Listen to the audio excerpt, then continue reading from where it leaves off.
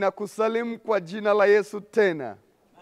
Biblia inasema katika kitabu cha Mathayo sura ya 6 mstari wa 33. Neno la Bwana inasema, bali utafuteni kwanza ufalme wa Mungu na haki yake, na hayo yote mtapewa. Haleluya. Mwanzo wako na Bwana siku ya leo ni nafasi ya kiutendaji ya Mungu inayofunuliwa kwenye maisha yako kwa jina la Yesu.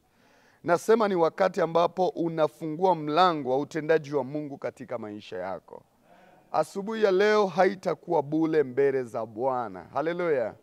Natamani uelewe ya kuwa Mungu yuko pamoja na wewe siku ya leo, na yuko tayari kutembelea maisha yako siku ya leo. Hebu mwambie Mungu, ninakushukuru kwa ajili ya siku ya leo. Ninakushukuru kwa sababu ya neema na rehema zako zilizoachiliwa juu yangu siku ya leo. Mwinulie Mungu sauti, mwambie asante kwa siku nzuri ya leo. Asante kwa ajili ya siku ya utukufu ya leo. Asante kwa neema ya ajabu iliyoachiliwa kwenye maisha yangu. Asante kwa upendo wa ajabu ulioachiliwa kwenye maisha yangu. Asante kwa neema na rehema zilizoachiliwa kwenye maisha yangu. Hebu mshukuru Mungu kwa ajili ya siku ya leo. Mwambie Bwana, ninakushukuru kwa kunipa siku nyingine tena. Ninakushukuru kwa kunipa siku nyingine ya baraka. Ninakushukuru kwa kunipa siku nyingine ya uzima. Ninakushukuru kwa kunipa siku nyingine ya amani. Ninakushukuru kwa kunipa siku nyingine ya ushindi. Kwa mkono wako ulio hodari umenilinda. Umenitenga na uharibifu wote. Umenitenga na mabaya yote. Umeniepusha na mifumo yote ya nguvu za giza.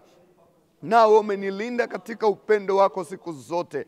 Asante kwa sababu ya siku mpya. Asante kwa sababu ya baraka zako juu ya maisha yangu. Asante kwa sababu ya rehema zako juu ya maisha yangu. Hebu mshukuru Mungu kwa ajili ya siku ya leo. Mshukuru Mungu kwa ajili ya siku ya leo. Mwambie Bwana, nakushukuru kwa ajili ya watoto wangu. Baba, nakushukuru kwa ajili ya mume wangu, kwa ajili ya mke wangu. Nakushukuru kwa sababu ya kazi yangu. Bwana, umenilinda na kunitetea katika hali zote. Umenifanya kuwa salama. Umenifanya kuendelea kukufurahia. Umeulinda ushuhuda wangu. Umelinda maisha yangu. Baba, ninakushukuru. Mwambie Bwana, sio ni kawaida kuianza siku ya leo. Ninajua ni kwa sababu ya wingi wa rehema na fadhili zako. Ni kwa mkono wako ulio hodari hata nimekuwa salama. Ni kwa mkono wako ulio hodari hata nimeamka tena. Ni kwa mkono wako ulio hodari hata nimekuwa na amani tena. Umeniepusha na mabaya yote. Umenitenga na kila aina ya uadui. Umeniepusha na mabaya ambayo adui angeyatenda kwenye maisha yangu. Ninakushukuru kwa mkono wako ulio hodari ambao umekuwa juu ya maisha yangu. Asante kwa rehema na fadhili zako katika jina la Yesu. Hebu inua sauti yako, mwambie Bwana, ninapoianza siku ya leo, nimekuja kuomba mwongozo wako katika siku ya leo. Hatua zangu ziongozwe na wewe. Siamini akili zangu, siamini fedha zangu, siamini chochote. Ndio maana nimekukimbilia wewe asubuhi ya leo. Omba mwongozo wa kimungu siku ya leo. Mwambie Bwana, niongoze. Bwana, ongoza hatua zangu. Usalama wangu ninautegemea kutoka kwako. Uzima wangu ninautegemea kutoka kwako. Ushindi wangu ninautegemea kutoka kwako. Mwambie Bwana, acha uniongoze siku ya leo. Ongoza maamuzi ninayoenda kuyafanya. Ongoza hatua zangu kila mahali nitakapokuwepo. Ongoza nafasi yote nitakayokuwepo siku ya leo. Bwana, niongoze. Nitenge na uharibifu. Nitenge na yale yaliyo mabaya. Nitenge na kila giza. Niweke katika uzima wako siku ya leo. Mwinulie Mungu sauti asubuhi ya leo. Mwambie Bwana, nimekuja mahali hapa kwa kuwa natamani kuongozwa na wewe. Natamani uniongoze katika kila nitakachokifanya leo. Uniongoze kila nitakapokwenda leo. Niongoze katika njia ya amani. Niongoze katika njia ya baraka. Niongoze katika njia ya ushindi. Niongoze katika njia ya kuinuka tena. Bwana, niepushe na mabaya. Niepushe na uharibifu. Niepushe na aibu. Niepushe na huzuni. Niepushe na kushindwa. Niepushe na kuharibikiwa. Niepushe na mabaya. Yasiwe sehemu ya maisha yangu. Na haya ni maombi yangu asubuhi ya leo. Muinulie Mungu mikono, mwambie naomba uniongoze siku ya leo. Naomba uniongoze. Niongoze Bwana Yesu. Niongoze Bwana Yesu. Kwa mkono wako ulio hodari nifanye kuwa salama. Kwa mkono wako ulio hodari nifanye kuwa salama. Nipeleke katika ile njia ambayo itakupendeza wewe, ambayo itazalisha matokeo mazuri kwenye maisha yangu. Inua sauti yako, mwambie Bwana, ninaukabidhi mipango yangu yote ya siku ya leo. Mwambie Bwana, ninaukabidhi kila ninachoenda kukifanya siku ya leo. Ninakukabidhi hatua zangu siku ya leo. Ninakukabidhi mipango yangu siku ya leo. Chochote ninachokusudia kukifanya leo, hebu kuwa mwezeshaji wangu Bwana. Ndio maana nimesimama mbele zako asubuhi ya leo. Unaenda kazini, unaenda kwenye biashara, unaenda kwenye mikutano, unaenda kwenye makubaliano. Mwambie nakukabidhi mfumo wote wa siku ya leo. Ninakukabidhi mipango niliyo nayo. Ninakukabidhi kile ninachoenda kukifanya. Wewe ndiwe msaada wangu. Kama Daudi anavyosema, wengine wanajivunia magari, wengine wanajivunia farasi, wengine silaha zao. Mimi najivunia wewe. Ninapoenda mahali popote, wewe ndio unayeweza kunisaidia. Bwana, nakabidhi mikononi mwako mipango yako juu ya maisha yangu. Mwinulie sauti Bwana. Mkabidhi kile unachoenda kukifanya siku ya leo Bwana. Mwambie Bwana, ninaomba uniongoze. Bwana, naomba unisaidie. Bwana, naomba unitetee kukamilisha haya ninayoyaendea siku ya leo. Makubaliano nayoenda kuyaingia siku ya leo. Biashara naenda kuifanya siku ya leo. Kazini ninapoenda siku ya leo. Ninaweka yote mikononi mwako siku ya leo, katika jina la Yesu. Hebu mwinulie Mungu sauti, mwambie Bwana, ninaomba amani yako na utulivu wako ninapoiendea siku ya leo. Acha amani yako iwe juu yangu. Yasinuke yaliyo maovu, yasinuke yaliyo mabaya, yasinuke yale ya kutisha, yasinuke yale ya kuharibu maisha yangu. Mwinulie Mungu sauti. Bwana, tunaomba amani katika kila tutakapokuwepo siku ya leo. Bwana, tunaomba utulivu kila mahali tutakapokuwepo. Bwana, nyamazisha migogoro, nyamazisha mifarakano, nyamazisha kutokuelewana ambako kungesimama kuzuia mpango wako katika maisha yetu siku ya leo. Na haya ni maombi yetu siku ya leo. Amani yako itutawale. Amani yako itawale njia zetu. Amani yako itawale maono yetu. Amani yako itawale familia zetu. Amani yako itawale kazini kwetu. Bwana, tuongoze katika amani yako. Katika wingu la amani yako utuongoze. Tuepushe na kila mifarakano. Tuepushe na kila uadui. Tuepushe na kila uharibifu. Mwinulie Mungu sauti. Mwinulie Mungu sauti. Mwinulie Mungu sauti. Inua sauti yako kwa Bwana. Mwinulie Mungu sauti. Hebu omba. Muombe Mungu aachilie hekima juu yako. Aachilie uwazi juu yako. Aachilie uelewa juu yako. Katika lolote unalolienda kulifanya siku ya leo, ulifanye kwa usahihi. Mwambie Bwana, naomba hekima katika kufanya maamuzi siku ya leo. Naomba uelewa juu ya kuyatenda yote yaliyo mbele yangu siku ya leo. Kwa mkono wako ulio hodari, achilia hekima yako juu yangu. Achilia ufahamu wako juu yangu. Achilia uelewa wako juu yangu. Achilia uwazi wako juu yangu. Mwinulie Mungu sauti. Mwinulie Mungu sauti.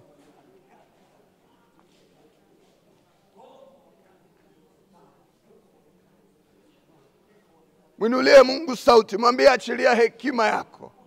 Utakapokuwepo, chochote unachoenda ukifanya, usione kawaida. Acha Mungu wa amani aachilie amani yake kwako. Acha Mungu wa hekima aachilie hekima yako kwako.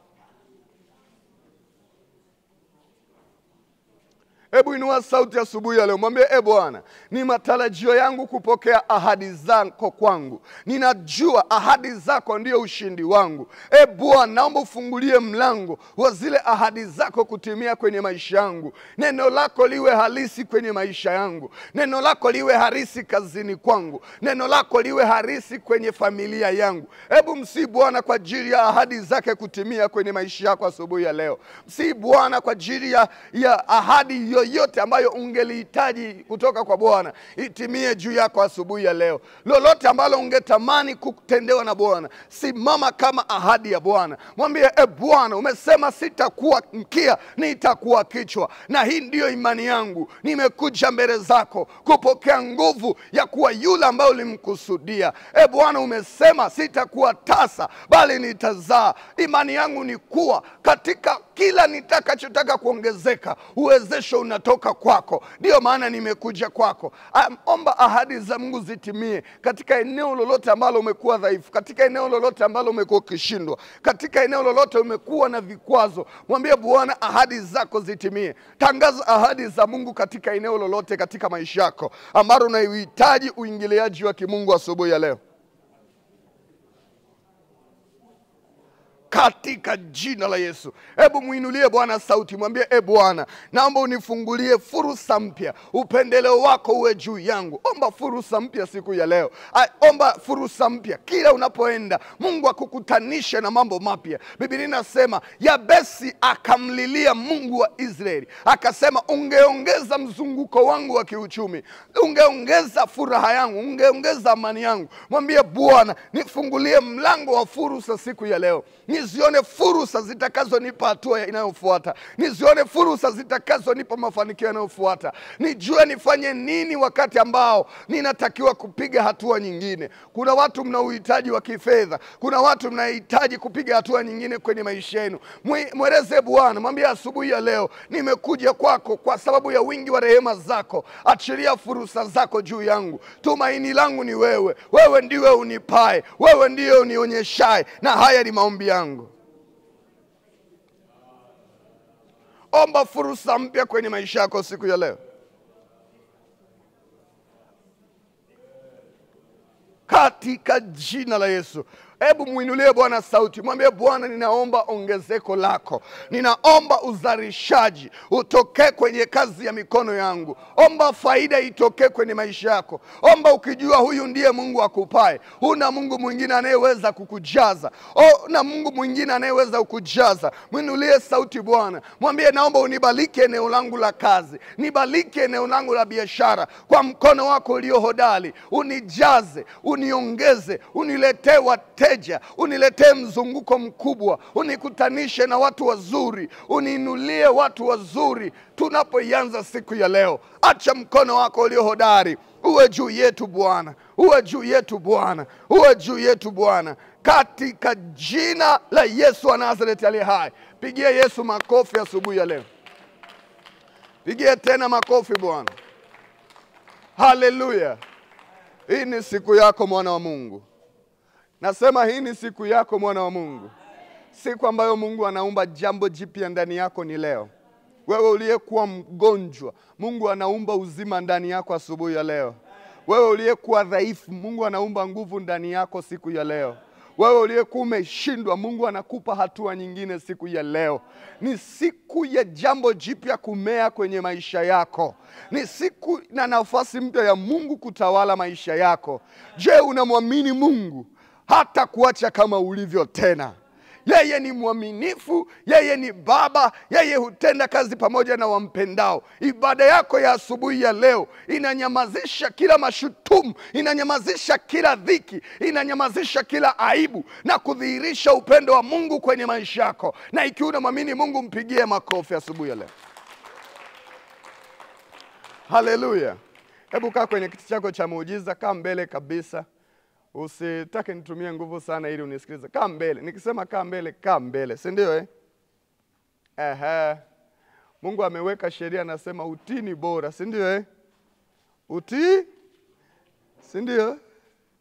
Nataka nikuone mbele. Sogea mbele. Kwanza huko nyuma sio kuzuri. Si ndio Bwana Yesu asifiwe. Nataka nizungumze na wewe alafu twende kuomba. Haleluya. Sasa hivi kaa mbele ya mbele sasa. Maana ninaona mtu anahama kiti kimoja na fuata kinachofuata. Si ndio? Haya, kaa mbele ya mbele. Kaa mbele ya mbele. Kama Eliki anavyokuja hivi. Si unaona? Na amebakiza kimoja. Angekaa mbele ingekuwa kiroho sana. Haleluya. Si unaona sasa? Inatia fulani ninapohubiri ninakuona. Si ndio anaona niona. Bwana Yesu asifiwe. Leo nimetakata, si ndio? Au ni mweusi bado vile vile? Unaona ukisogea karibu unaona. Ukiwa mbali huko unashindwa kunitofautisha kati ya speaker na mchungaji. Haleluya. Bwana Yesu asifiwe. Sio ungecheka lini? Unaanza siku kwa huzuni. Bora tu sijui unanicheka, sijui unacheka. Uanze kwa furaha. Amina. Uanze uwe kama Rosaria. Rosaria anachekaga muda wote na hatazeeka, wote haona. Si ndio Bwana Yesu asifiwe. Nataka nizungumze na wewe alafu twende kuomba. Jana nilizungumza na wewe juu ya nguvu ya maneno yako. Haleluya. Na nilijaribu kukupa mtazamo wa namna maisha ya rohoni na mwilini yanavyotegemeana. Neno. Unaonaga unaota ndoto, unaota ndoto mbaya, unaota unakufa, unaota unachomwa kisu, unaota halafu unasema unakurupuka. Mnaonaga sasa unajua huwa inafanyikaje? Mtu anakaa mahali na jina lako, alafu anakutamkia mabaya, na kama yana nguvu ya kukupata, ndiyo yale huwa unakutana nayo kwenye ndoto. Na ndio maana ndoto hizi huwa unakutana nazo wakati unakaribia kuamka, yani kabla mapambazuko. Mungu anakushtua, anakwambia kuna mambo yametabiriwa juu yako, hakikisha unashughulika nayo yasije kuwa na nguvu juu yako. Umeelewa sasa wengine wanaishia nafua, nachoma mishale, lakini ninatamani uelewe nguvu ya maneno. Haleluya. Yani ikiwa uzima na laana vinapatikana kwa maneno, ni lazima ujue kutumia maneno yako ili yaweze kuwa na nguvu ya kuleta matokeo mazuri kwenye maisha yako. Haleluya. Nisingependa kuzungumzia mfumo namna gani watu wa gizani wanayatengeneza maneno mpaka yabadilike kuwa laana. Yani ni maneno lakini yanabadilika kuwa laana, si ndio? Sasa ni namna gani unabadilisha maneno yako kuwa baraka? Hapa ndipo nataka uelewe ili uanze kuwa na nguvu katika eneo hili. Mwandishi wa kitabu cha Waefeso sura ya 4 mstari wa 29 anasema, neno lolote lenye uharibifu lisitoke vinywani mwenu. Kuna kitu naanza kupata. Paulo anasema hivi, neno lolote lililo na uharibifu lisitoke vinywani. Kwa nini? Kuma mtu aliyeokoka kuna maneno ya uharibifu anaweza akayaongea na yakatokea. Kwani mimi nimesema au ni Biblia? Na anasema, bali lililo jema la kujenga kama linavyofaa wakati, ili liwape neema wale wanaolisikia. Sikiliza, ili liwape neema wale wanao. Neema ni nini? Neema ni nguvu ya uokovu. Kwa hiyo mtu anaweza akawa anapitia matatizo kwenye ndoa, maneno yako yakasababisha awe na nguvu ya kuendelea na ndoa yake bila changamoto zile kuendelea. Maneno. Umenielewa Ukisikia chochote au lolote linatokea duniani, linatokana na maneno ya watu fulani yaliyotamkwa. Mungu alipokuwa anasema jambo liwe, ndipo lilipokuwa linafanya nini? Linatokea. Na kumbuka sisi origin yetu ni Mungu. Kuna mtu unanielewa? Hivi mnakumbuka Yesu siku anasema hatutakula pamoja hapa, tutakula pamoja siku ile kwenye ufalme wa Mungu. Kuna mtu hukushtuka kwamba mbinguni wao wanakula? Yaani ulishtuka au hujawahi kufikiria? Au kwa sababu ulifikiri wanakula neno?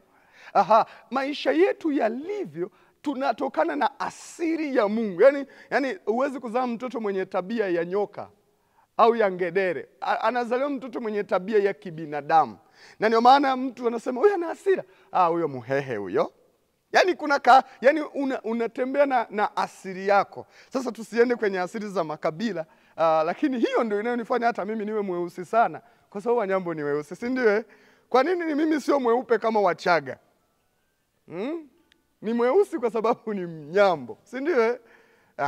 Sasa asili yetu inafanana na asili ya Mungu. Kwa namna Mungu anavyotenda kazi, ndivyo linavyothibitika, ndivyo na sisi tunavyoweza kutenda na matokeo yakatokea. Ayubu anasema katika Ayubu 22 mstari wa 28, anasema hivi, utaamuru jambo nalo litathibitika. Utaamuru jambo.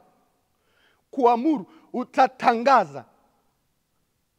Utaamuru nini kitokee. Sasa hebu tujiulize, hivi sisi huwa Isaya anasema wakati mwanadamu anaongea, yani unapopata tatizo ukamwendea mwanadamu, Biblia inasema wakati mwanadamu anaongea, Mungu huwa anaamuru. Kuna kitu umenielewa? Yani wakati umefiwa, mwanadamu anasema pole, Pole sana. Mungu anasema pokea faraja. Yaani neno la Mungu haliji kukushawishi ukubaliane na tatizo. Neno la Mungu linakuja kukupa nguvu mpya. Bwana Yesu asifiwe. Ni wangapi umewapa nguvu mpya? Na ni wangapi umewashawishi wayaone mateso yao sio kitu? Kuna kitu unaweza ukaelewa? Zaburi sura ya 2 mstari wa 7 anasema hivi, nitatangaza amri ya Bwana. Anasema nitatangaza amri ambayo Bwana ameniambia. Nitatangaza amri ambayo Bwana amefanya nini? Sikiliza nikupe siri. Tunapoianza siku, huwa kuna vitu tunatakiwa tuviamuru ili vije kutokea kwenye siku yetu. Yaani lazima tuweke mpangilio. Kuna makampuni au taasisi ambao wanakuwa na mfumo wa kazi. Yaani yeye anapofika kazini anakuta PS yashamwekea kwamba wewe utafanya kuanzia hapa mpaka hapo. Utakuwa na vikao viwili, yaani wanakuwa na tuiteje. Yaani wanakuwa na mfumo. Yaani hawaendiendi tu. Kwa mfano ukienda Ikulu, rais haamui akaongea anachotaka, akaenda mahali anapotaka. Haiwi hivyo. Ukimwona rais anaongea, kuna mtu kamwambia leo utaongea na utaongea hili. Sasa kuna watu wanaweza kutupangia siku yetu iweje. Kuna watu wanaweza kutupangia ndoa zetu ziweje. Kuna watu wanaweza kutupangia watoto wetu waweje. Kuna watu wanaweza wakatunenea mabaya kwenye maisha yetu. Ni namna gani tunaweza kushinda? Ni siku tukielewa na sisi tuna uwezo wa kuyasema. Unataka uelewe, yani kama hakuna neno la Bwana kwenye maisha yako, litakuwepo neno la shetani kwenye maisha yako. Kuna kitu unaweza ukanielewa? Yani kama hauwezi kukiri juu ya kile unachotaka kitokee kwenye maisha yako, adui atakiri badala yako.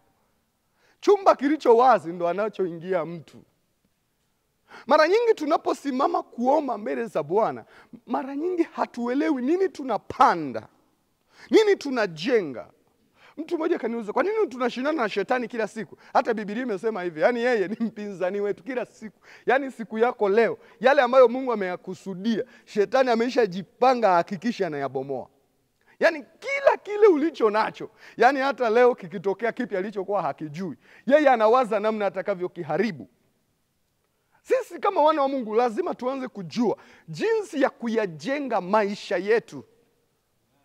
Jinsi ya kuleta furaha kwenye familia zetu.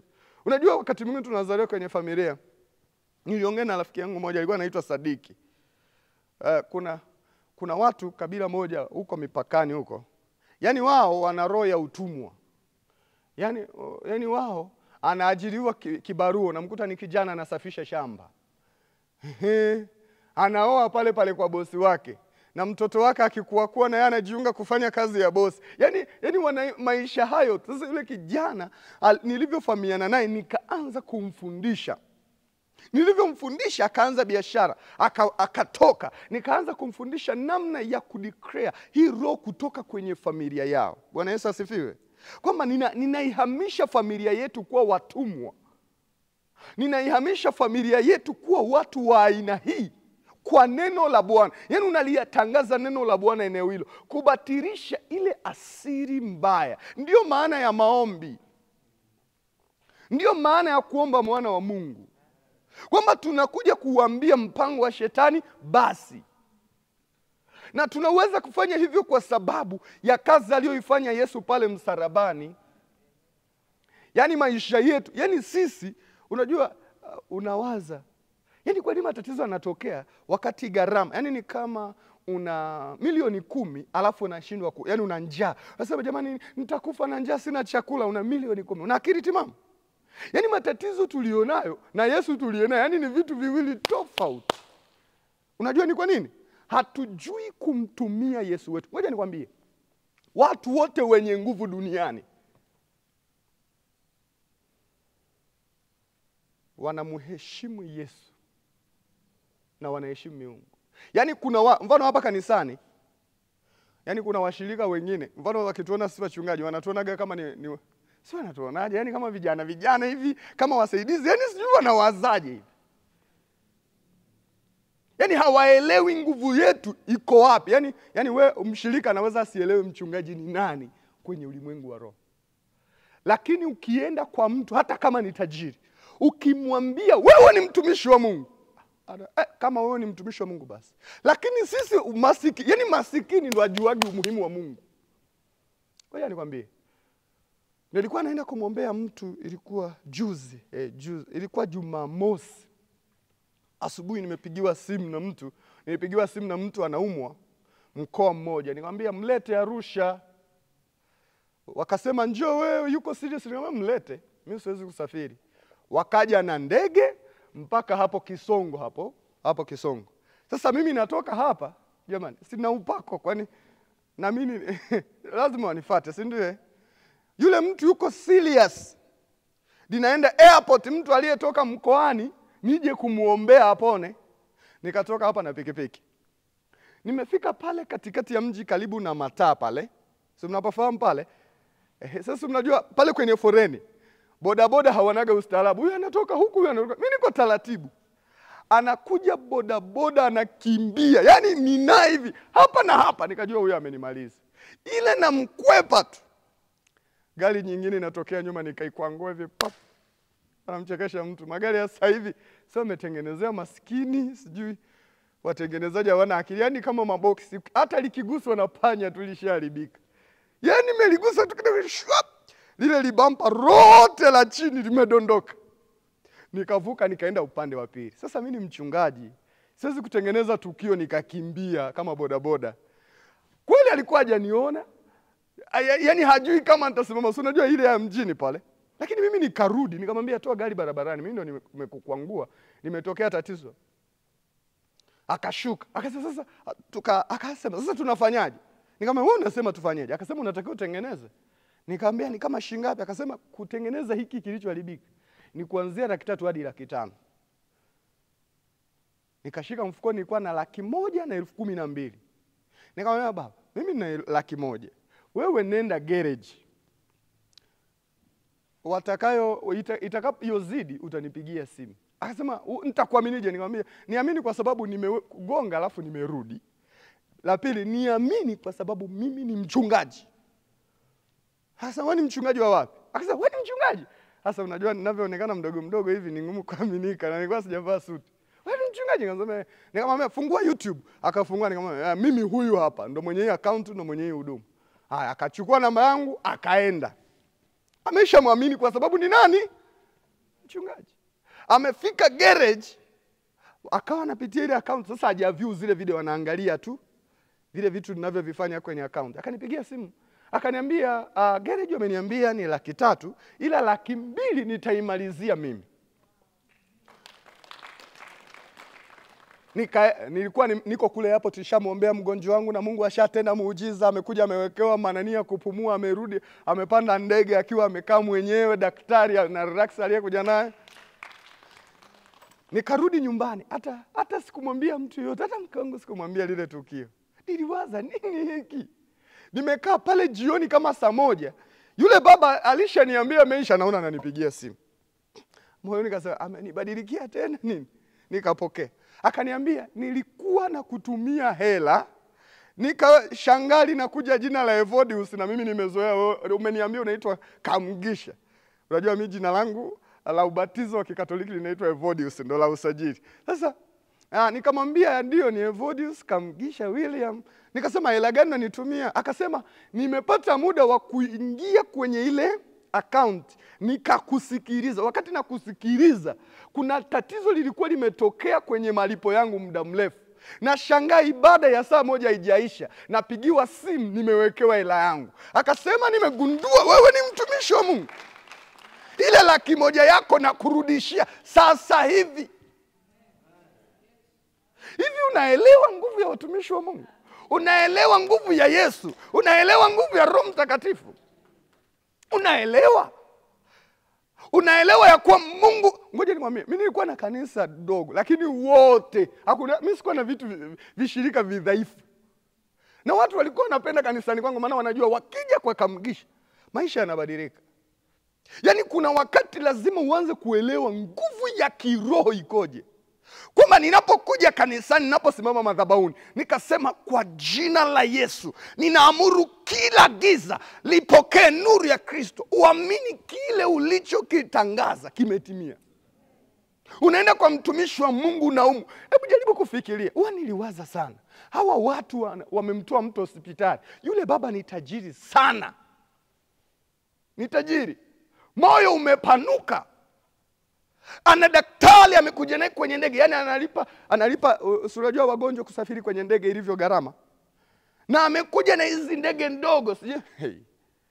Anakuja kumtafuta mtumishi wa Mungu. Yaani anatoka hospitali kwenda kumtafuta mtumishi. Wangeniona nilivyoenda na pikipiki, sijui kama wangeniamini. Maana uzuri pale airport watu wengine na pikipiki niliacha kule getini. Nikaenda. Alafu yule mama mwenye mgonjwa ananiuliza, "Ndio wewe mchungaji?" "Ndio mimi." "Ndio wewe?" Nikasema, "Ndio hivi. Nimemaliza, nitafanyaje? Kwani nitakuwa mnene? Nitakweje sasa?" Si ndio?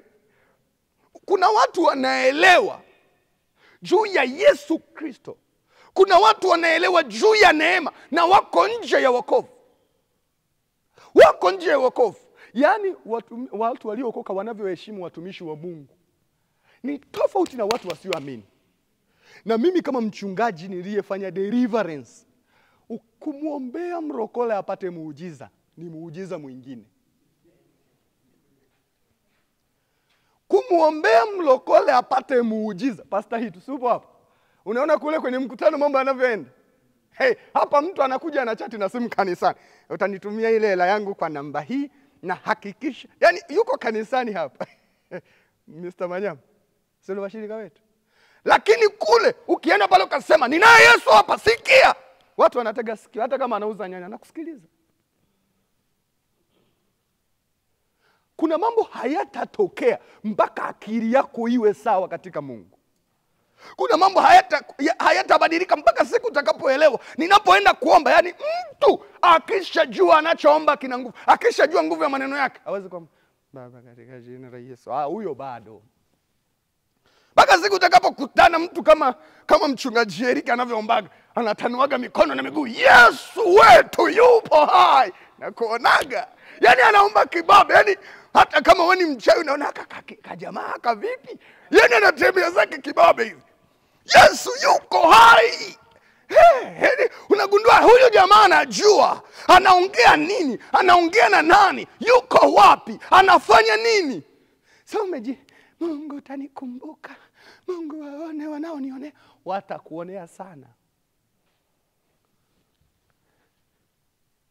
Nitatangaza amri ya Bwana aliyoniambia. Utaamuru jambo nalo litathibitika. Naongea na mtu? Tatamani eneo hili nilifundishe kwa muda mrefu ili angalau tuwe na watu wanaoweza kuamuru mambo yakatokea. Kuamuru mambo yakatokea. Hivi leo walokole wa zamani, mchungaji Manyama unaelewa, huko Ukelewe kwenu wachawi sana huko. Yaani mtu anafuga mamba, yaani unajua anafuga mamba, unaweza kuomba maji kwake, una kiu. Huyu anafuga mamba huyu. Yeye anafuga mamba huyu. Huyu anafuga mamba. Unaelewa kwa kina hitu kuna vituko. Kuna mahali nilienda, mganga yule ukienda kumshuhudia anakukaribisha kwenye kiti. Hasa ukimshuhudia anakusikiliza. Alafu ukimaliza anakuambia, "Fumba macho." Nafumba. "Fumbua." Ukifumbua unajikuta nyumbani. Unacheza na Msumbiji. Cheza na Msumbiji wewe. Sasa hapo ukiambiwa huyu anafanyaga hivi, unaweza kwenda? Yaani ile jamaa linajua likikwambia yametimia. Wewe unajua ya kuwa nikienda kwa mchawi nikimpa mkono uchawi wake unakufa. Unajua hilo. Kwanza unaanza kujitetea. Hawa wasiokoka si wapi? Bwana Yesu asifiwe. Nenda dukani kwake mwambie, "Bwana Yesu asifiwe." Asipokupa mkono mwambie, "Bwana nakusalimia. Bwana Yesu asifiwe." Alafu moyoni unasema, "Akiupokea huu mkono, uchawi unateketea ndani yake." Kuna mtu anaamini hivyo? Unaelewa nguvu ulionayo wakati wa kuomba? Unaelewa nguvu ya watumishi wa Mungu waliosimamishwa wakusaidia? Au unataka na sisi tuone muujiza wewe kupata muujiza? Usinichoshe. Na ukutana mchungaji jeuri kama mimi, hata siku nikishaona unajeuri, hata sikuwekea mikono. Hata nikijua una shida na kuache, fia mbele, tusichoshane. Wenye shida tutawasaidia. Lakini lazima tuanze kujua nafasi zetu katika ulimwengu wa roho. Nafasi zetu tunapokuja mbele za Bwana. Kipi kinatokea tunapokuwa mbele za Bwana? Nadhani nachukua muda mrefu kuhubiri. Natamani tuanze kukua katika uombaji. Mtu namwambia unaenda kufanikiwa, anavyotamka neno amen, tafikiri anadaiwa. Tafikiri mchungaji anakuchoma. Kwa nini ukiota ndoto unachomwa kisu unaamka, kwa jina la Yesu nakomea, nachomwa ya mishale, lakini ukiambiwa pokea uzima, amen. Yaani namna unavyo receive. Yaani neno la Bwana linavyokuja kutoka kwenye kinywa cha mtumishi wa Mungu. Mungu anatangaza juu ya maisha yako. Ni vile vile tu alivyosema jitwike godoro lako uende. Wewe unasema amen. Kwanza huamini kama haya mambo yanaweza katokea. Huamini kama huu uponyaji unaweza ukatokea. Huamini kama hiyo nguvu ipo. Na ukiona mnaanza kutuita majina mnayotaka. Huyu amejiunganisha. Umeniunganisha wewe? Na wewe unganisha kama ni marahisi. Amejiunganisha, muone hivi. Nione hivi si unavyotaka. Tusichoshane. Kuna watu tunajua kuyanenea maeneo. Kuna watu tunajua kile tunachokifanya. Wakati nakuja Arusha, ninakuja kufanya huduma, ninajua ninahitaji wapiga vyombo, ninajua ninahitaji waimbaji. Nikaanza kuzunguka Arusha mtaa kwa mtaa. Nasema namiliki kila anayemhitaji katika mji huu nitampata. Mwezi mmoja nina timu ya watu 18 profession. Unafikiri walipata mimi? Tamka ukijua hapa nimekuja ndo mwenyewe. Wengine walishindwa, sio mimi.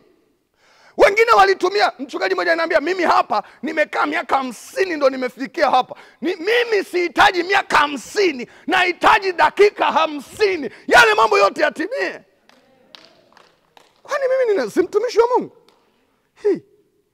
Kwani wewe nani? Sema uko wewe.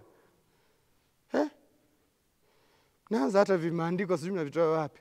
Mungu achelewi wala hawai. Haya, awaga anachelewaga kwako tu. Kwangu hawahi tu. Narudia, kwangu hawahi tu. Bwana Yesu asifiwe. Hebu inuka, anza kuamuru. Roho iliyoshika ndoa yangu, ninakuamuru leo, achia. Sio wakati wako. Roho iliyokamata uchumi wangu, nakuamuru achia. Sio wakati wako, ni wakati wa Bwana. Inuka juu. Anza kuamuru katika maisha yako. Kuna mtu bado hajaelewa au bado mnanishangaa? Ndio nilivyo mkali hivi. Yaani mimi ndio hivi tu. Yesu, mnajua weusi tuna roho mbaya roho nzuri akina Pastor Itu, si unaona ametakata yeye. Yaani sisi sura za mkopo za kinyambo hizi. Hebu amuru juu ya maisha yako. Sitaki ni kuongoza amuru nini. Maana kila mmoja una eneo ambalo unataka ushinde. Unataka umiliki. Unataka utaware. Amuru roho za magonjwa, achia afya yangu. Roho za umasikini, achia familia yangu. Roho ya hasara, ondoka dukani kwangu. Roho ya kushindwa, ondoka kwenye elimu yangu.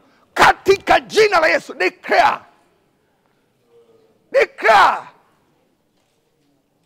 Katika taaluma yako, katika ujuzi wako, tangaza, wewe uliyeshika taaluma yangu, nimeonekana mtu wa kawaida, nimeonekana kama watu wasiosoma, nimedharauliwa na jamii, hata mimi naambiwa ni kweli nimesoma sitapata ajira, nimefananishwa na watu wasio na elimu. Hapana, hiyo roho ya kukataliwa, hiyo roho ya kudharauliwa, hiyo roho ya kuonekana sifai na kuondoa juu yangu. Ondoka, mimi nimewekwa na kusimamishwa na Bwana Mungu wa majeshi.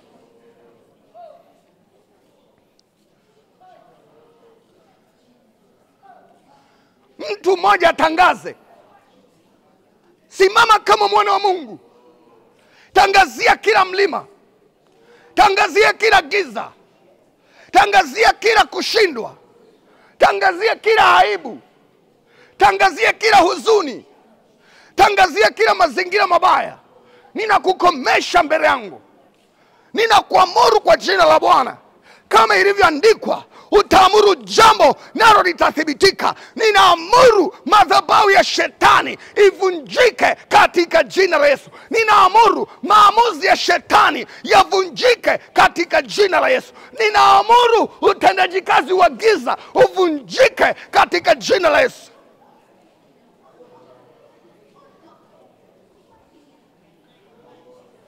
Ndio.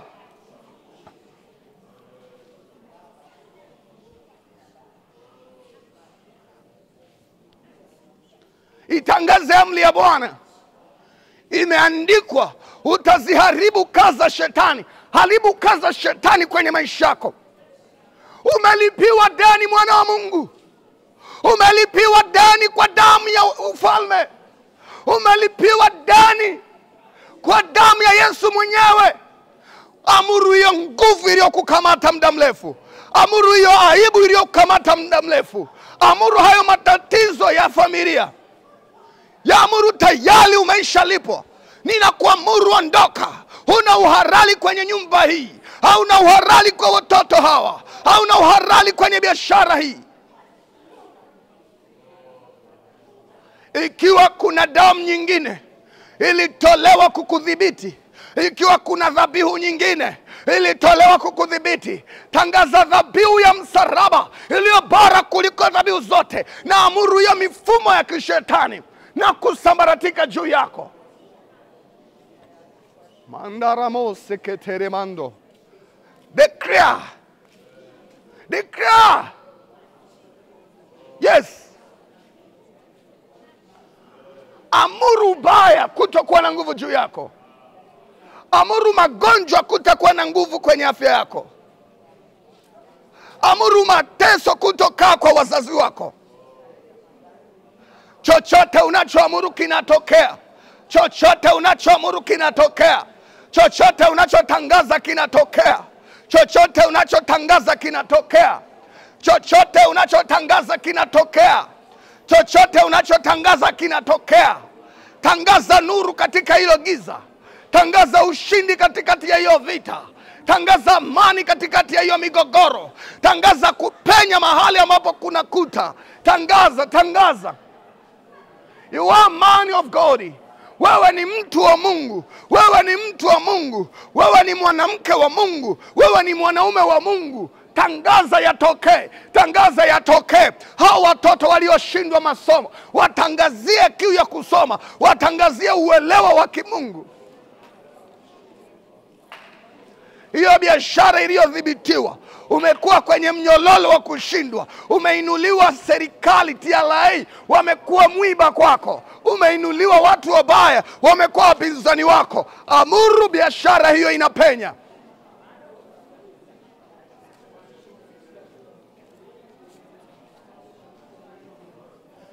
Yes. Mtu mmoja anaendelea kuinua sauti. Mtu mmoja anaendelea kutangaza.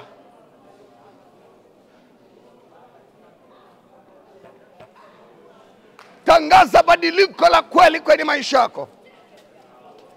Tangaza kibali cha kimungu kwenye maisha yako. Tangaza wewe ni mtu usiyeshindwa. Watangazie waabudu shetani, hutakamata njia yangu. Hutakamata maono yangu. Hutakamata wazo langu. Hutakamata baraka zangu. Maana mimi ni mwana wa kifalme.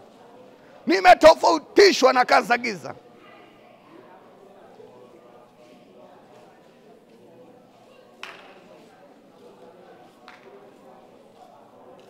Katika jina la Yesu, wewe umeshinda. Mshangilie Bwana. Shangilia Bwana. Kila neno lako linathibitika katika ulimwengu wa roho kwa jina la Yesu. Kila neno lako lina nguvu kwa jina la Yesu. Kwa dakika moja nataka uanze kukiri juu ya yale unayotaka yatokee leo. Haleluya. Wakati mwingine una mume anaenda kazini, unajua kuna shida, mwambie ninakuamuru, nenda kwa neno la Bwana, utashinda leo. Mungu anamwambia Joshua, kuna amri nilikupa, uwe hodari na mwenye moyo wa ushujaa, utashinda. Hebu anza kutangaza ushindi mbele yako. Tangaza ushindi kwa mume wako, tangaza ushindi kwa watoto wako. Dakika moja, inua sauti, inua sauti, inua sauti, inua sauti. Sema, ninakuamuru nenda ukafanikiwe. Ninaamuru nenda ukapate faida. Ninaamuru nenda ukaongezeke. Ninaamuru pokea afya njema. Ninaamuru hautakaa kwenye kitanda cha ugonjwa. Ninaamuru hautakuwa mtu wa kushindwa. Ninaamuru hautakuwa mtu wa aibu. Nenda ukafanikiwe, nenda ukastawi, nenda ukaendelee, nenda ukawe na afya njema, nenda ukawe na ustawi, nenda ukawe na amani, nenda ukawe na utulivu, nenda ukawe na upendo, nenda ukapokea yale ambayo hayakuwepo kwenye maisha yako.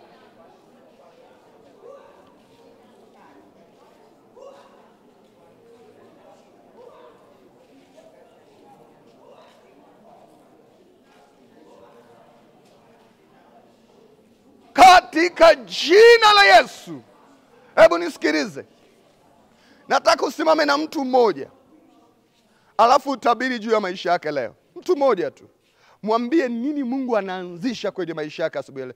Hivi unaweza kusimama kama mtumishi wa Mungu. Kama mtumishi wa Mungu. Yaani kumtangazia mtu mmoja kwamba kama Musa alivyomwambia Joshua, nenda vitani utashinda. Mtu mmoja nataka umwambie asubuhi ya leo kutoka kwenye madhabahu ya Bwana. Mimi nasema kutoka katika mlima wa Bwana watakuwa wenye kupona. Hebu mtangazie mtu mmoja kile unachotaka kitokee. Wenda unataka apokee mtoto, wenda unataka apokee kazi, wenda unataka apokee amani kwenye ndoa yake. Mtangazie mtu mmoja. Inua sauti yako kwa dakika moja.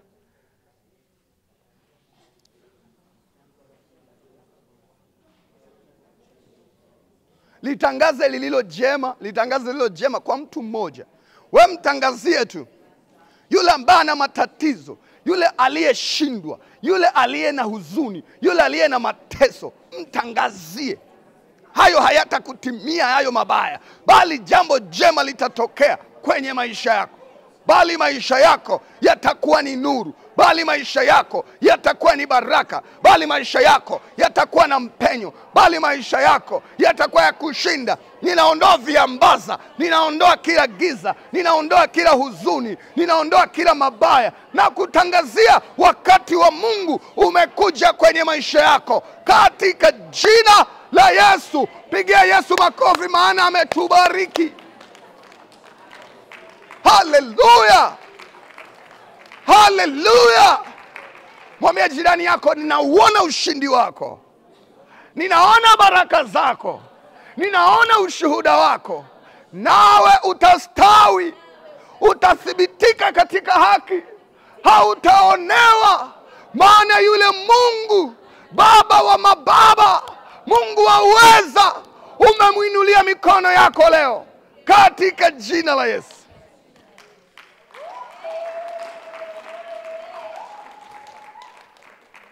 Shika sadaka yako kwa Bwana. Bwana, tunakutolea sadaka kwa sababu wewe kwetu ni Mungu. Tunaonyesha upendo wetu kwako na tunaachilia sadaka zetu asubuhi ya leo mbele zako. Katika jina la Yesu, umbariki kila mmoja anayekutolea sawa sawa na wingi wa upendo wako katika jina la Yesu. Tolee Bwana sadaka yako.